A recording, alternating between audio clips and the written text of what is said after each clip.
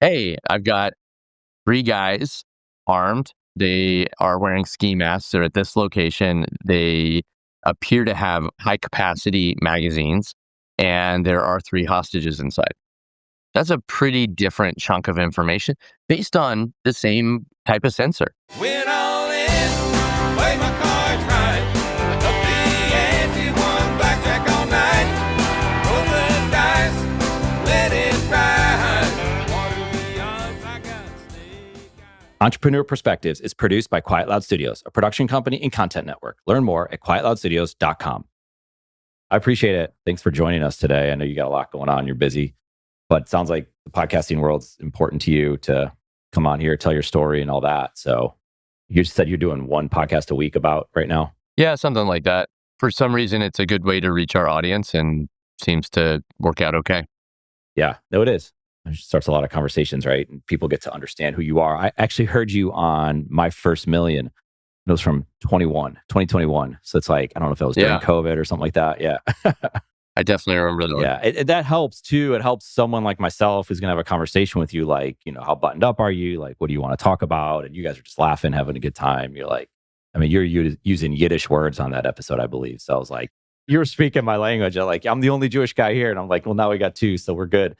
Yeah, so there's just a lot. Like, when you're on a podcast, whether it's like someone who's going to possibly work for you or invest in your company or just learn about the business, like, to really get a feel for like, who am I dealing with? And I think it works all ways. Like, I could listen and be like, you know what? I'm going to cancel this episode because this is not my guy, or I don't want to work at this company because I'm not going to be a fit culturally. Like, whatever that is, I think it's different than like reading a website or a blog, even though blogs are important too. But like, I can really get who you are and like what makes you laugh, what makes you tick. And I think it's good. I think it's smart. Yeah, there's a level of depth that I think is really interesting. As you're saying that, I'm wondering if this is an effed up idea here, but like direct OpenAI to pull everybody's podcasts, and instead of kind of getting this is the version of me I'm presenting to the world. The podcast, I think, you kind of probe and push and you get a different angle. Imagine asking OpenAI, like, what's David really thinking about X, Y, or Z, and get deep in there and build a model around that. I bet it'd be pretty crazy. Yeah. Absolutely. Yeah, we've done it. We've experimented. We have another show called Saviors of the Metaverse. So it's kind of like totally out there. And then we'll incorporate AI into it and bring in conversations and like have it relate something that has nothing to do with one another and bring those 2 ideas together. And then it'll understand based on the kind of show that we have, like where it can push and where it can just go as outrageous as you want it to. But then like once it starts recognizing the patterns, then you're onto something. Because I think that's the key. Yeah. And so it's like, if it heard you on 27 podcasts, right? Then it would say, okay, here's clearly where he likes to go and talk about, like, or whatever. And like, exactly. or here's what he hasn't talked about yet, and like push him on that a little bit. So anyway, yeah, I think it's fascinating. And I was listening, you say this in different episodes, you've talked about it before. And I was actually talking to my dad earlier today, and he's got all these different cameras and they watch it. And I'm even at their house sometimes and it's always jingling. It's like letting them know that a squirrel just walked by, or the packet, or their neighbor just dropped off a package. And, when I was listening to you talk about this stuff, it's like, great, you have cameras so you can watch your shit get stolen. And it's funny, right? And it's so true that like, okay, cool, we saw it. Except it's not funny. No, it's right? not. And maybe we can go catch the person, right? Because we got them on camera, your neighbor caught them on camera. But it still happened, and you still have to deal with everything now. And you're solving that issue. And when I like hear you talk about it and read about Deep Sentinel, I'm like, okay, wait, this makes a lot of sense, because not only do we have the AI, but we have the human element right then and there, which I think is that's the missing piece, right? Yeah, and it's the right then and there part, right? I think a lot of people will be really proud of their cameras. And maybe for the first week or so, they're like, yeah, every time it goes off, I look at it within a minute, right? Or whatever. And then you realize that, yeah, I have these Ring cameras, but I also have this other thing going on, which is the entire rest of my freaking life, right? And whether it's my business or it's my home, I just don't have the time to be responsive at that level whenever the world decides that it's, again, a squirrel's going to run by the camera. And so the specific instances that really drove this home for me, there's a couple. One, which was kind of exciting for us and personal, which is that our very first Crime Stop, our very first arrest, was for this guy out in New York, upstate New York. And he had bought our system because of exactly what you said. Someone had broken into his car, opened his garage door using the garage door opener in the car, and then spent the entire night from like 1 a.m. until 4 a.m. inside of his garage, like sorting through stuff, not just stealing things, like actually kind of splitting it into piles, the stuff that he didn't want to steal, and then the stuff that he might steal, and then the stuff he definitely was going to steal. And the dude like knew he had time, and it's all recorded. It's like hours of recording. And there's nobody that can do anything with that because the police don't have a facial recognition database, at least I hope not. And they're certainly not going to use it for that kind of petty theft if they did have it. And then we had a more serious one happen. So anyway, that guy got our system, same type of thing started to happen. And instead, though, we intervened within 30 seconds, yelled at the guy, called the cops, and cops were there within a couple minutes. A more serious one, though, I live in Pleasanton, California, and one of my neighbors, he had Arlo cameras, and he was that guy. Like, he was very serious about security, very serious about his family. He's got 2 little boys. And every single time the camera would alert, he would look at it, look at it, look at it, look at it, look at it. And one time he was driving his son to baseball practice, and he got the alert. I'll be there in 3 minutes. Got to baseball practice, parked, dropped his son off. Sure enough, it's been 5 minutes. In that 5 minutes, these guys had set up at his front door, banged the door down. His wife was in the shower, and they were inside the house. She's in her towel, screaming and yelling, and thank God got the guys to leave the house. But I mean, this is a dad's or a mom's nightmare that this type of thing happens. And it's minutes. It's not like hours. You have to be there in that moment. Right. That's terrifying. When you say that, like the wife's at home by herself, because what if they came in with other plans, right? Or Yeah. they're off and they're going to do what, if someone's in the house, that's just bad, wrong place, wrong time. Everything scenario. about that. Yeah, that's terrifying. It's frustrating too, because we're all sold all these other, and I get it, like security is important, right? So we're going to have it if it's better than nothing. There's no doubt about it. And we've been through all of them. And I know Simply Safe's a big one and Ring's a big one, and it could help, right? So there's aspects of it, but it's that missing piece. Like, and you even said about like the guy was like spent the time in the garage, like sorting through stuff. Like, that's crazy. I think there was another scenario where there's a house and there's workers there and they're not there during the summer. And so one of them squatted in the house for who knows how long. They don't know. Yeah. That would never happen if there was because it'd be like, that's who are you? Like, you need to leave now, or the police are on their way. Like, that just, because if the squatter knows, maybe there are cameras, but they could like disguise it, or the camera goes off for a few hours or whatever. Like, yeah, I mean, one of the things that we've seen really consistently is that the speed at which you intervene and start interacting with a potential criminal has a massive change, right? I mean, if you think about it, if you're in the planning stages, they're still outside, they're maybe thinking about breaking in, and you just say, hey, what are you doing there? That's a great opportunity for them just to run off, right? Low risk for them. They haven't really done anything. So even if they get caught, they just say, whatever. And then the further you move into the crime, what we call the life cycle of a crime, the more serious the intervention is that's required. That's why speed is so important, even for something as serious as like a home invasion, right? I mean, you catch somebody very early in that process, and just saying hello could be enough to stop the whole thing. yeah, what happens? Okay, so I'm thinking ahead and we'll bounce all over the place. So you do stop the person. They come to the door. I saw there's a video and there was 4 guys and they're looking at a store, it looked like. And they're like peeking in and like trying to get in. And then someone comes on and be like, please leave now. And they run off. Are they less likely then to do it again somewhere else? Or they're just like, well, we just need to go find a place that doesn't have a Deep Sentinel system. Like, are we stopping it down the road further? Or, I mean, that's partly not the person's problem because it's private security. It's like, okay, don't fuck with those guys anymore. Like, or it's just like, hey, listen, bad guys are bad guys. They're going to go figure it out somewhere else anyway. And that's not really your responsibility to solve crime, forward thinking, and psychology, right? Yeah, I mean, I would love to stop all crime everywhere. The way I would look at it is kind of in these layers of security, which would be at the core, it is my primary responsibility to protect my customers. And so first and foremost, yes, they're gone. It is very infrequent that somebody then comes back.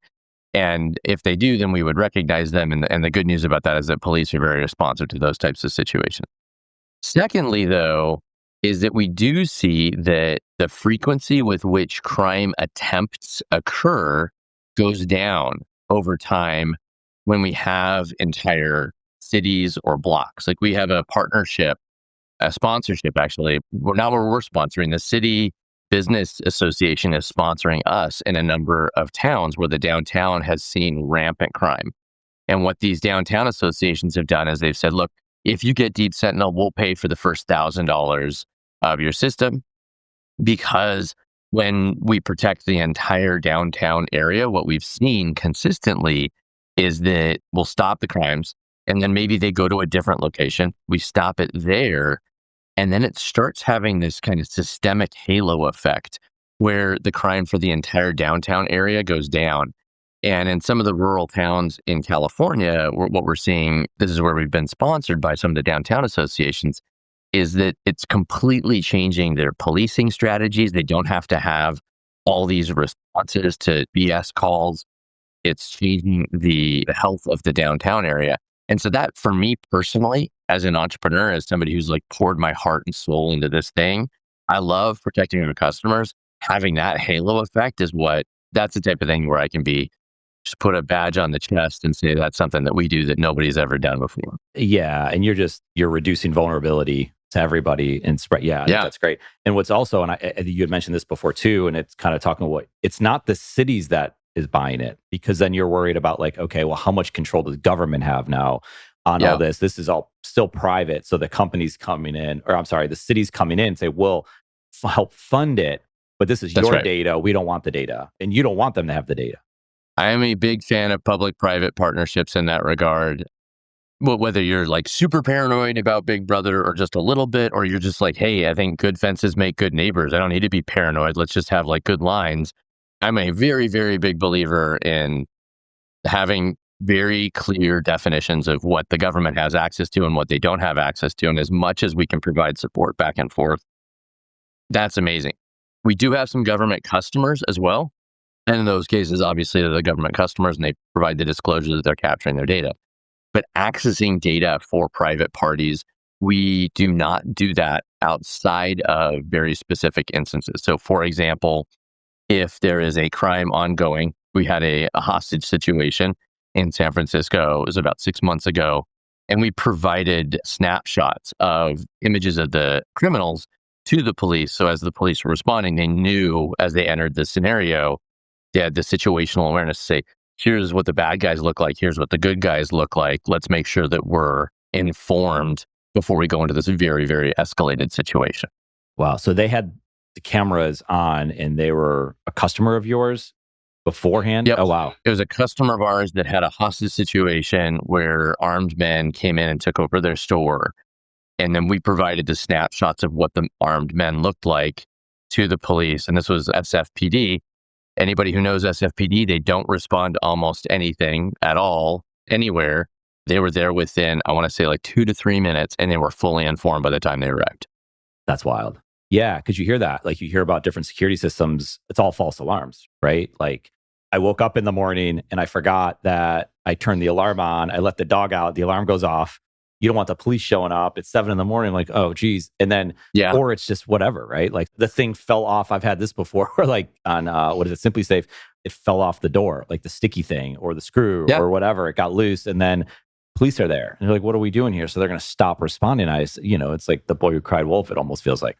Well, I mean, not even feels like, right? I mean, I think 60 to 65% of Americans now live in a city or a region where the police department, sheriff's office, state police have declared that they are legally exempt from having to respond to calls from security companies, and alarm companies such as ADT and Vivint that are only providing burglar alarm. We are fully distinct from that because we never have false alarms. In fact, our system has been so robust that a number of instances, these police departments have these just like sending out fines systems that if you get a call from a burglar alarm, they just send out a fine. And we have gotten a couple of those letters and in fact turned them around such that not only does the police department revoke the fine, they make Deep Sentinel exempt from it and then start promoting solutions of that ilk, of which we're the only one, but they promote the category and say, hey, you should get something like this that has live video monitoring. And, that's how 180 degrees this is from what the police are used to dealing with. Yeah. How affordable is it right now? Yeah, so it is definitely more expensive than an alarm. I will not beat around the bush on that. It's a much higher level of service. For a small business or a single family home, it starts around $200 to $250 a month, plus whatever hardware solution that you choose. We do work with existing camera systems, so we'll also just be able to retrofit a lot of camera systems. And then the service is really the key thing. And so that's paying for the ongoing AI and compute systems, all of the live guards that are actually intervening, our licensing with the police, and all the interactions. Our interaction also is, just since you kind of asked about pricing, this is a long segue, but when we call the police, let's kind of compare this with an alarm system. So you've got, when SimpliSafe calls the police on your behalf, hi, this is SimpliSafe, the garage door's open. That's the end of the conversation. Like, what's another question I could ask? Well, is it the upstairs garage? I don't know. Is it the down? I don't know. Is there someone inside? I don't know. Like, there's just literally no more information that they could provide, even if they wanted to. It's not that they're a bad company or anything like that. Like, ADT's in the same bucket, Vivint's in the same bucket. There's just no more information they can provide. When we call, hey, I've got 3 guys armed. They are wearing ski masks. They're at this location. They appear to have high capacity magazines, and there are 3 hostages inside. That's a pretty different chunk of information based on the same type of sensor, right? At the end of the day, they're just these dumb sensors out there. And what we view the security as, the gap is not in the technology, really. The gap is in how are we using the technology to create a solution that actually stops crime. And that's why when we charge our customers, it is a bit more, because our conversation with the police, we stay on the line with the police during the whole call. Not because we're just checking in on them, but because they'll say, like, all right, are they still inside? Are they still wearing their ski masks? Has anyone else shown up? Do you see the officers arriving? Yep, I see the officers there in the back. They are 150 feet from where the victims and the criminals are. Wow. Yeah, that's totally different. I would imagine, I mean, when you say that, it sounds affordable from like, it's just this white glove. It's as opposed to having guards on site, right? Which has its own set of issues, right? You've referenced that before. Like, well, they're tired. They missed it. They're like, how much are you paying for the guards? Like, and what kind of guards are they? Like, they run. Well, I mean, yeah. Look, let's not belittle them. Everybody's got to have their games on their iPhone to be able to play during their job, even if that job is protecting you and your business. Right. Yeah. Yeah. I mean, it's really neat to take the combination of technology and apply it to that guarding space, because like you said, right? I mean, they're people. Every system of security, the softest point is the human beings. And so what we've done that I'm especially proud of, and that our team has just really dug in on, is not just using our technology and our AI to deliver this system, but then also on the backside, a big part of where we spend a lot of our energy. In fact, if you look up our patent portfolio, you'll see this is entirely what our patent portfolio is focused on, is taking the data from the guards when they're sitting at their console and using that to build subsequent models. So we can build models that detect this person's just 20% less awake. And we can do that and detect it within seconds, not do it after the fact, after we find out somebody broke in and your guard was sitting on the can playing Angry Birds for 3.5 hours, right? Like, we know within moments if something changes in the behavior of our guards. And so that allows us to do something really, really unique in the security space, which is we don't deliver security a person at a time. We deliver it a service at a time. And that's kind of this weird concept that if you're not in the space, it's hard. But like, think about it this way. If you have a person protecting, let's say, your apartment building, you walk them through and you're like, here's the lobby. Here's what I want you to do in the lobby. Make sure nobody's lying on the ground dying. And then here's the pool. I want you to make sure nobody's lying on the ground dying there, and that nobody's there between the hours of 10 p.m. and 6 a.m. And then here's the mail room. I want to make sure nobody's jimmying the door. Instead of doing that as a person, what we did was we created services like Here's our lobby service where we look for slip fall, we look for medical emergencies, and we let people walk through. Here's our pool service where we let people do whatever they're doing during the day, but during off hours, they're probably residents. Let's make sure we get them out. Mail rooms, we look for jimmying the door. And so instead of delivering that by a person, we call each of those a service level. And then kind of the same way that AWS took servers and they said, here's a server, and they tore it apart. And I said, instead of buying a server, you're going to buy compute, you're going to buy storage, you're going to buy database, you're going to buy message queues, you're going to buy each of those individual services. And by doing that, they were able to make those 1,000 times more scalable, 10 times, 20 times more affordable and consistent. So kind of the better, faster, cheaper solution.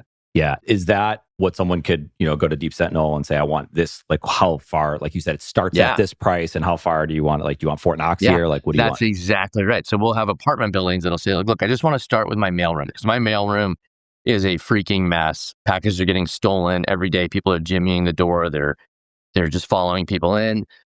And then they'll expand. They'll say, okay, wow, that worked. We now don't have a mailroom problem. Now our problem is our pool. Let's add that. And then our problem is this. Let's add that. And it also allows for, like, a lot of apartment buildings especially are owned by large ownership groups. And they'll say, okay, we're having this problem in this chunk of our portfolio and this problem in this chunk of our portfolio. So we're going to buy chunks of services based on what we need, where we need them. Okay. And so then the individuals can do the same thing. Because I was going to say, scaling it is like you have a certain amount of customers, then you have a certain amount of people watching it, right? Because you'll still have the individuals watching it. How many guards are you today? Where are you at with that today? Yeah. So we're, in terms of scale, this is another thing that we're obviously really proud of. Like, to get to better, faster, cheaper, these numbers have to be way, way, way better. And this is where the AI comes to play, is the AI allows us to have essentially one guard for every 200 plus properties.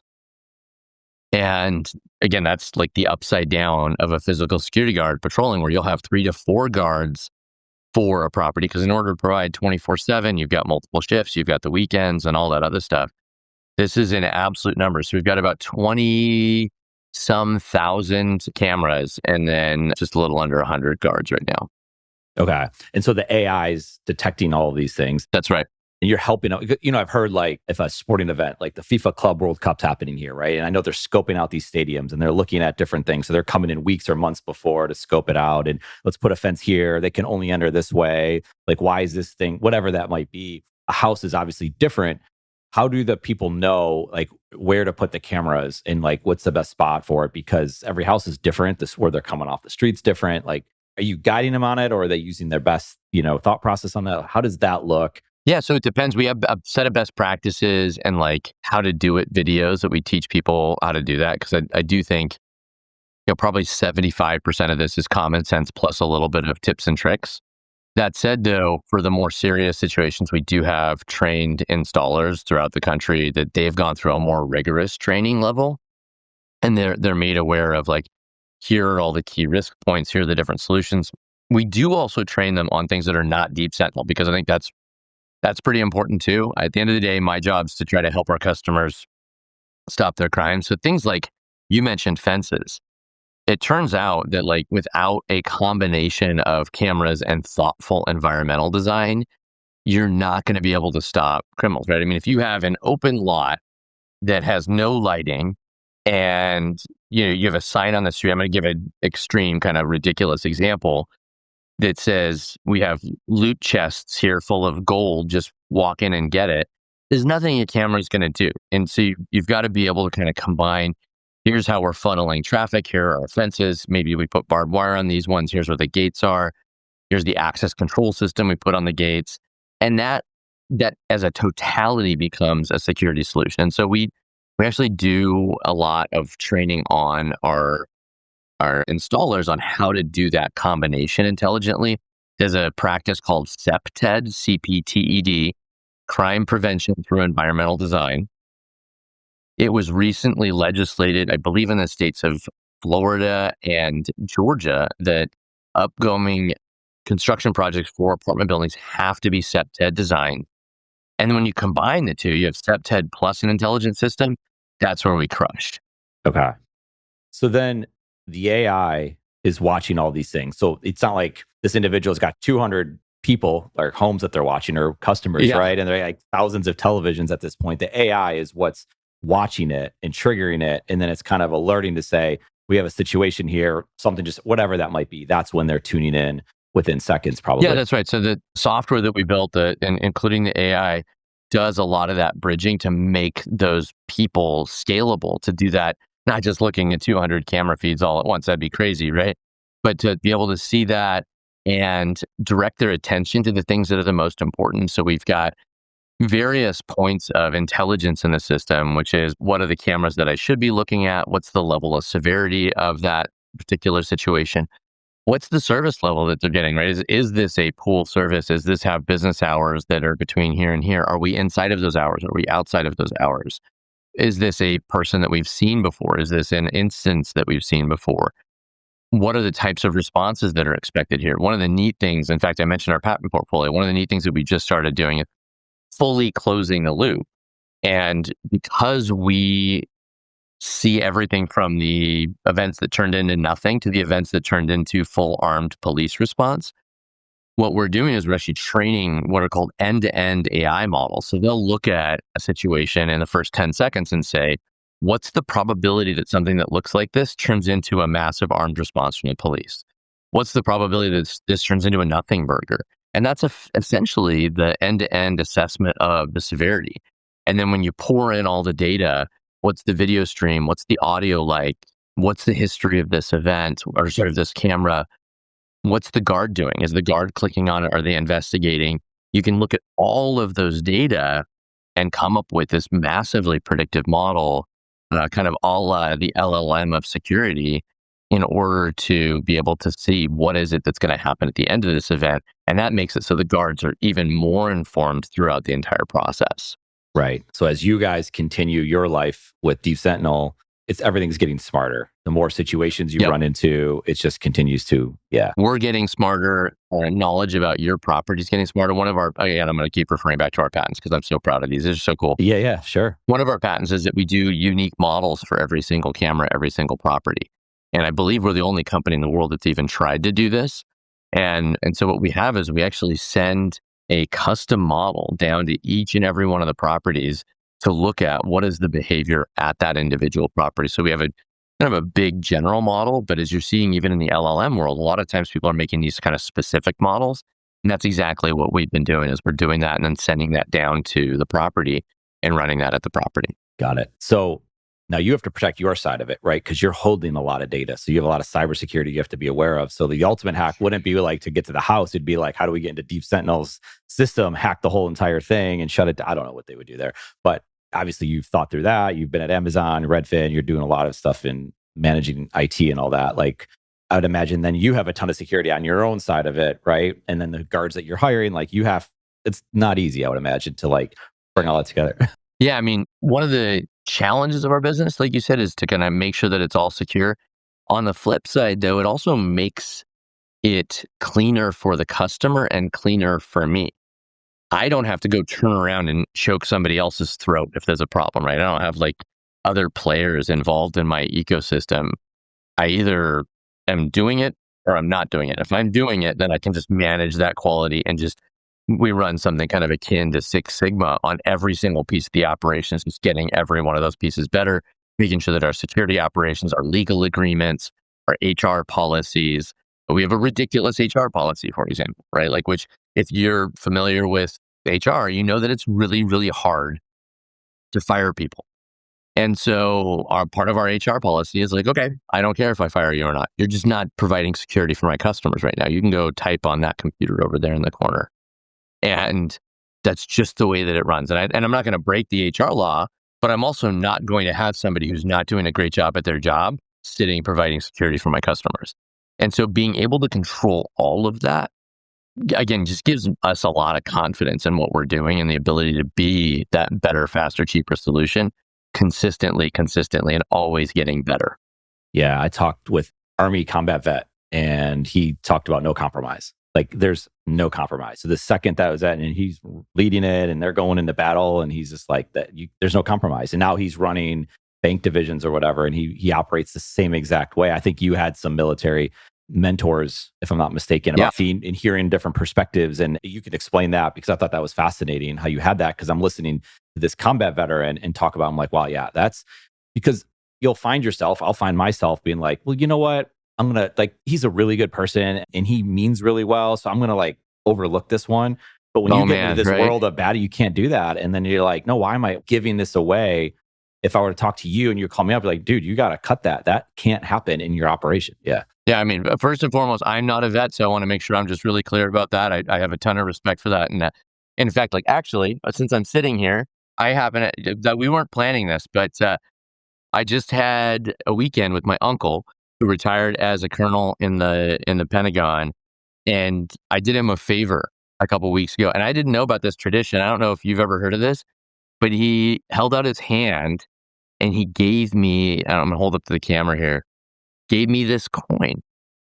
So it's a tradition in the Army, apparently, that if somebody does you a very serious favor, you give them this, and this is a sign of your mutual loyalty.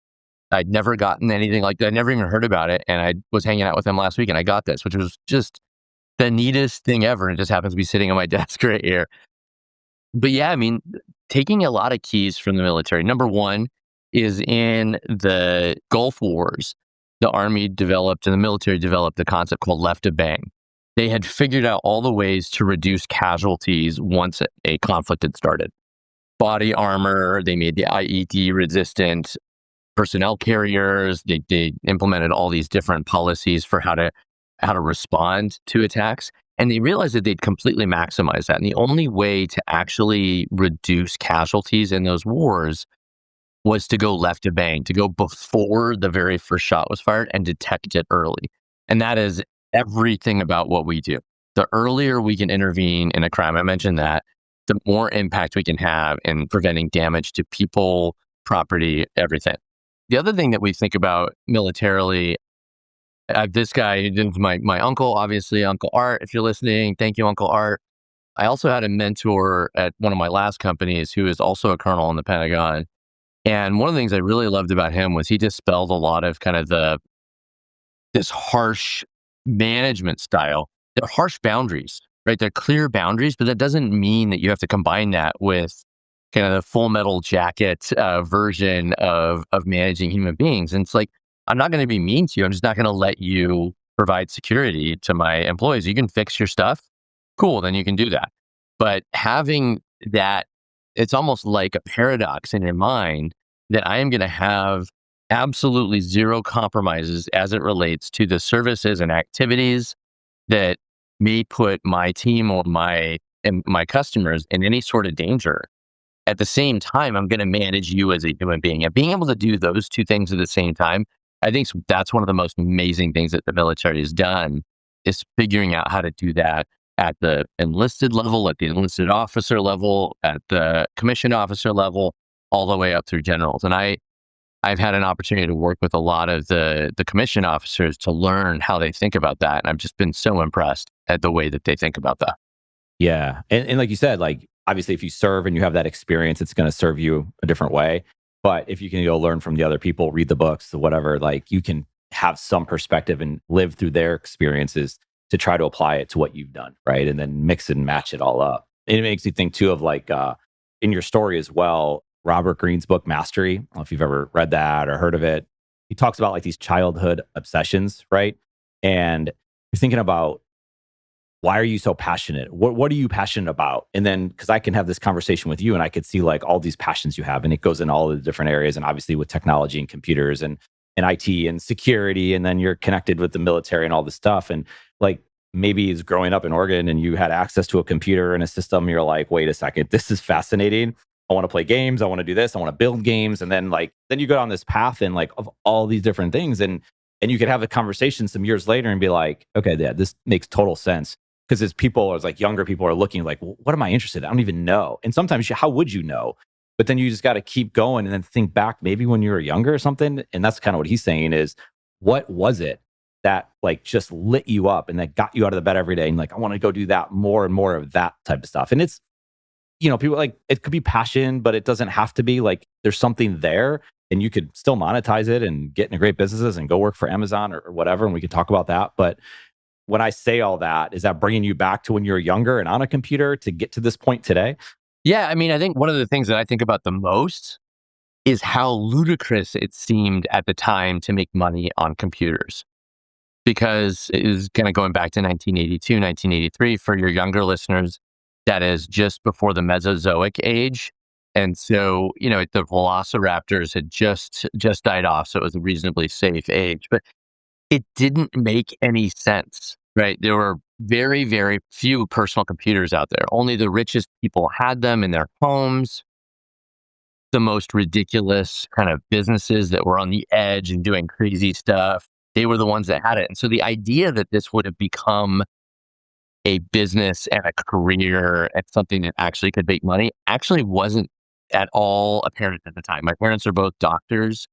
And not only was it not apparent, it was like the opposite of what my family pushes us towards, right? Like, this is my uncle. He's in the army. He has a PhD. My mom has a doctorate. All of her sisters have doctorates of various forms.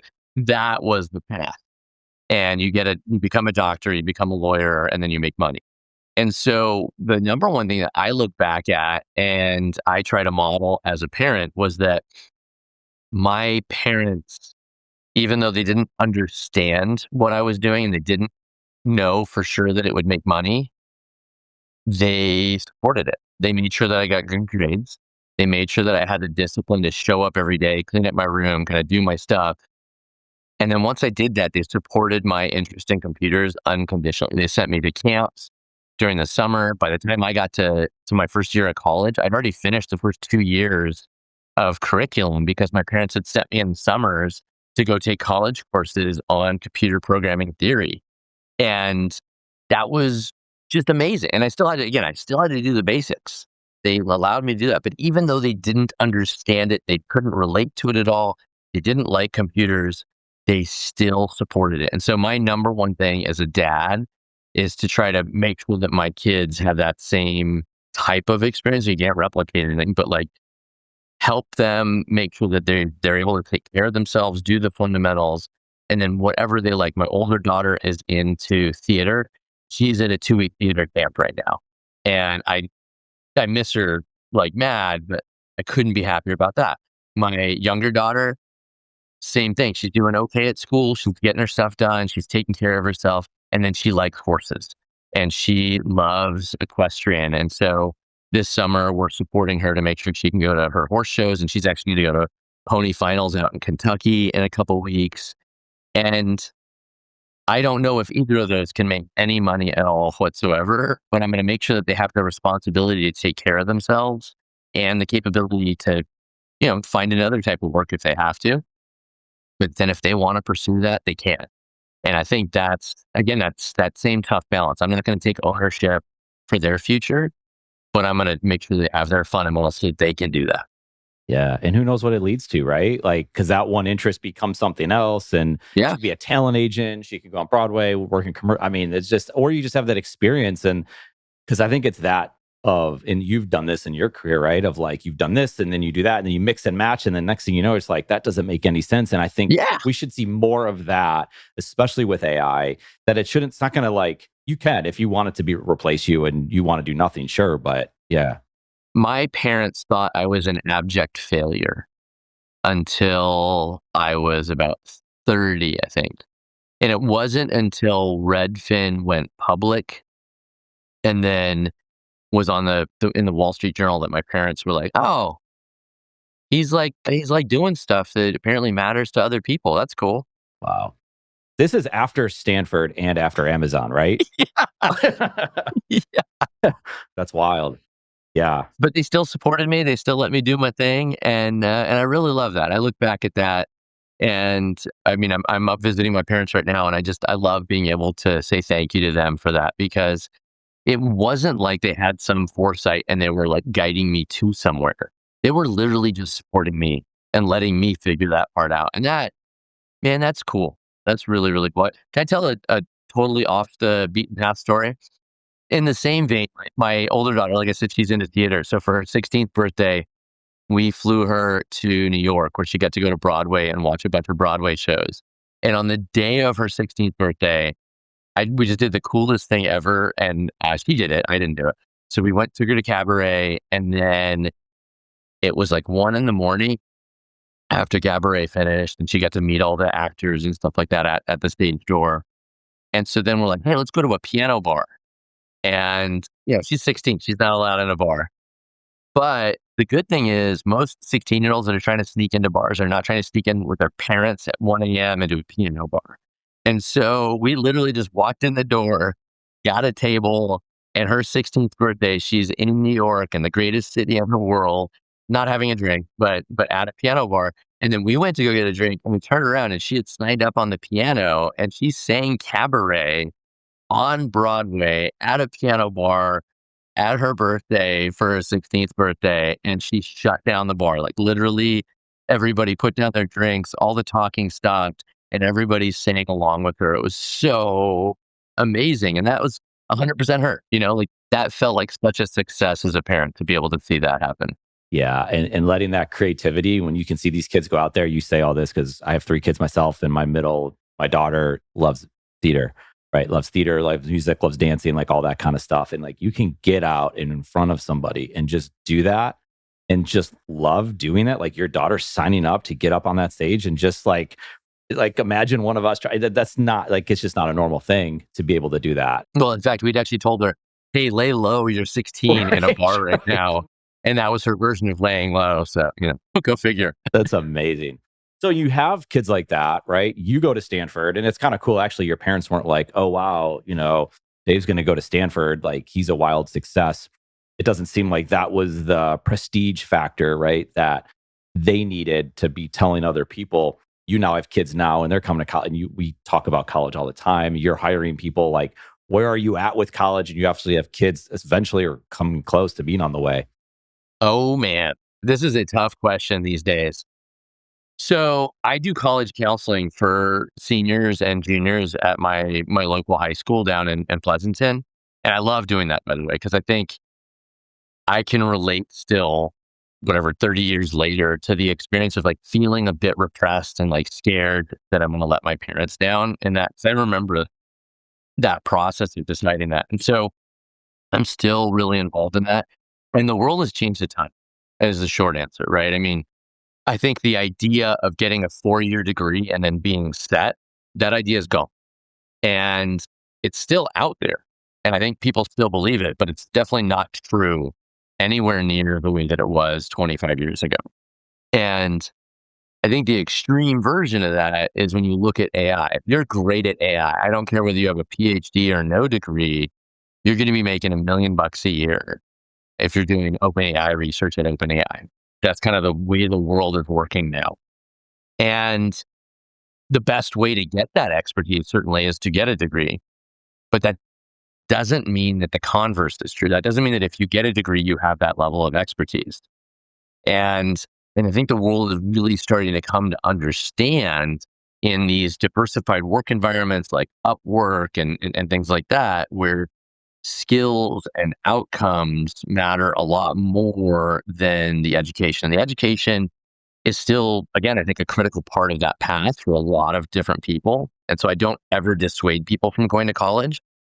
But if people are hesitant to go to college and like, I don't know what I want to do, college is a great place to figure that out. There are other ways to figure that out. What is it that you think you want to do?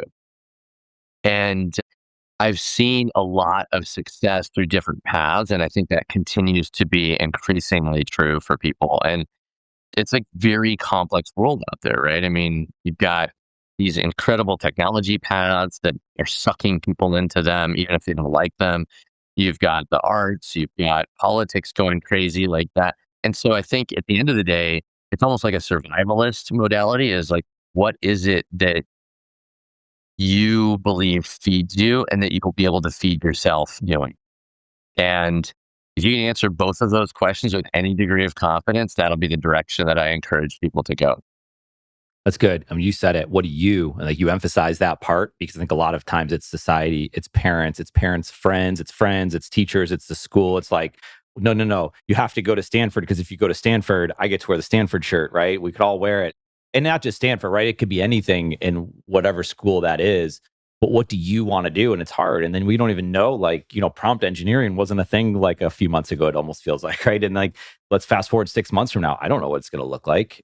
Like even the tools we're using for podcast production, we've been able to take on more clients as a result of it. We've been able to do more with it. We're going to create more with it. It's like, it's tough. Like finance is another place, right? So you have a lot of people going into finance and they want to go get the investment banking job.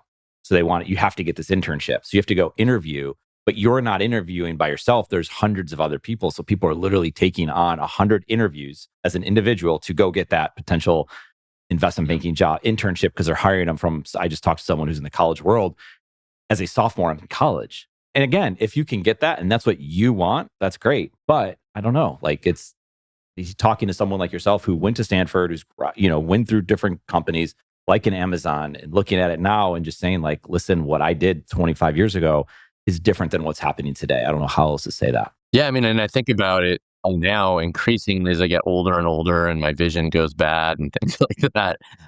I think about it in the context of meaning and less happiness. I think happiness is kind of a challenging word to get around. Is that joy? Is that just like enjoying a moment? One of my favorite philosophical books is Viktor Frankl's Man's Search for Meaning. I'm rereading it. My dad gave it to me when I was like 18 or 19 years old. And I love that. If you haven't read that, it's a book about a man's journey through self-exploration and understanding himself and his own motivations by living through a concentration camp during World War II. And holy moly, what an amazing perspective. And the way that he writes it is, again, I don't know, have you read this book, Eric? Oh yeah, I read it a lot. Yeah. Like so humble, not about like, hey, I'm telling you how to live your life. I'm just sharing my experience that I survived concentration camp and I watched people who lost hope die. And I watched people who had false hopes die. But the people who survived found joy in the moments in a concentration camp, ladies and gentlemen. And then when things were tough, they gritted their teeth and they went through. And it really kind of boils down to that, and story after story after story.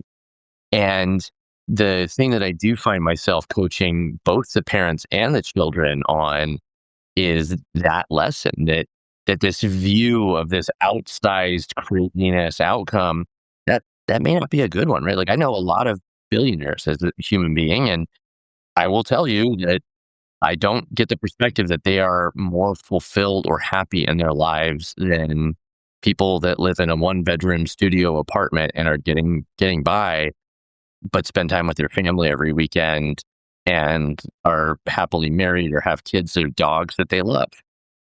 It's really that simple. Yeah. I'm glad you brought that book up. It's amazing. The fact that like he just thought and got his way through it because his wife, he thought she's alive. And was it within a few days? Obviously she was not. Yeah. I would read, listen to it, all of the above, every chance someone gets. Yeah. A couple of things I want to finish on. I know we're running low on time. We'll finish with your company and how people can learn about it. But right before that, you were at Amazon. You were at Amazon early. You did a lot of amazing things at Amazon. I think you were there for like a year and a half, like somewhere in that time frame. I think like if you bought this, you'll like this type of thing. And the Amazon advertising, that was you, right? And when did Amazon come calling? Like, how did that come out to be? Because you were there, I think, in 2003. That's early days Amazon.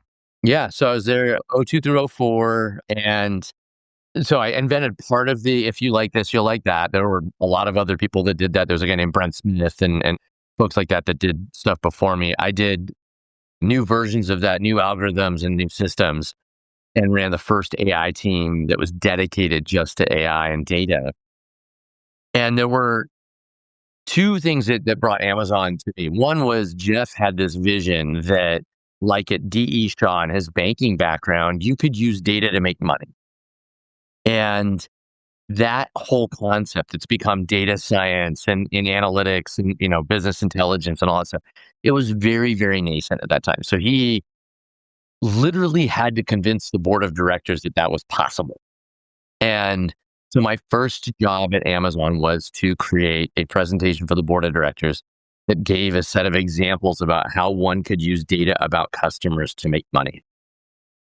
And how they found me, I don't really know. Honestly, like I was back at Stanford, I had dropped out and then I had joined this company, Dutch Brothers Coffee, which is now publicly traded coffee company, rad company if you don't know about it. And I had joined them as a partner running their digital side. And I had discovered this thing where if you log into Google and then you say, hey, if ever anyone's looking for coffee, show them this ad. And we printed money because nobody had figured this out yet. And so literally printing money, selling high-end coffee makers, competing with the biggest brands out there in the world. But because we were coming into the internet through Google, we bypassed all these big brands. And so I figured that out, and you put in $1, you get $100 out. Put in $1, get $100 out, and just kept doing that. Yeah. If you're familiar with the concept of a money printing machine, that's literally what I found. So I was doing fine and going to Stanford, driving around my little BMW, and I had a cute little girlfriend. And so I wasn't really looking for a job or anything. I was doing just fine. But I went to Amazon on-campus interviews just for shits and giggles. And I put my feet up on the desk. Basically, I was so egotistical, so unacceptable, so beyond, just terrible, beyond the pale. And so they're interviewing me and they're like, why are you here? I don't know. I just thought it would be interesting. Okay, well, then tell me what you're doing at least. And I told them this thing. And the guy sitting across the table from me is this guy named Neil Roseman. He's the VP of Consumer at Amazon.